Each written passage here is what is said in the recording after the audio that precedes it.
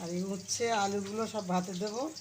উচ্ছে ভাজা, আলু ভাজা, আর উচ্ছে আলু ভাতে, আলু ভাজা সরি, বেগুন আলু মাছ দিয়ে ঝোল, আর টিফিন লুচি খাবো। দেখো বন্ধুরা, লুচি আছে, অনেক ফলও এনেছে, ফলগুলো কাটবো, সবাই মিলে ভাত খাবো।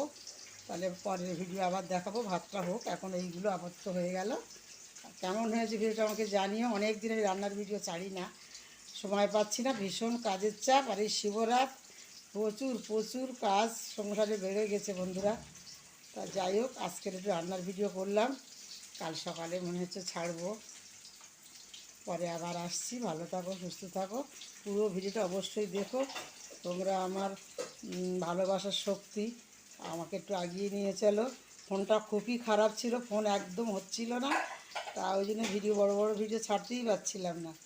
আজকের তুলছি কোনো রকম কষ্ট করে, ফোনটার জন্য আমার মনটা ভীষণ কদিন খুবই খারাপ ছিল।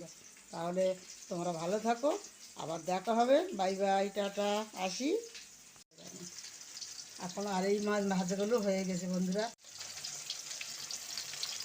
এই যে আজকে রান্না হচ্ছে, দেখো বন্ধুরা কেমন হচ্ছে। আজকে মাছ ভাজা চলছে, পরে ভাত হবে। এখন মাছ ভাজাটা তোমাদের দেখাই। আর এতে ডাল সেদ্ধ হচ্ছে। আর এই মাছগুলো এখন ভাজা হবে। ছোটো কর্তা সুন্দর মাছ কেনে, সব মালঞ্চের একদম পুকুরের মাছ, কাতলা টাটকা মাছ। আর এই যে বেলটা আছে দেখতে পাচ্ছ, এই বেল ও আজকের বলছে ছোটো কর্তা বেলের পানা করো। সবাই কেমন আছো? ওই দেখো দুপুরের মেনু দেখো, এই যে ভাত আছে দেখতে পাচ্ছ, আর ডালটা দেখো কত সুন্দর ঘন, একদম সেদ্ধ করে বানিয়েছি।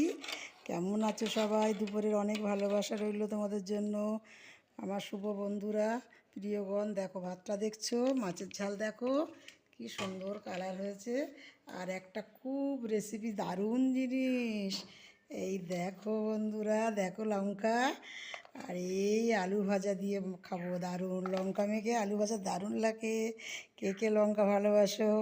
আর মচমচে আলু ভাজা, একটু স্যালাড বানিয়েছি দেখো, পেয়ারা আছে, তলায় শসা আছে।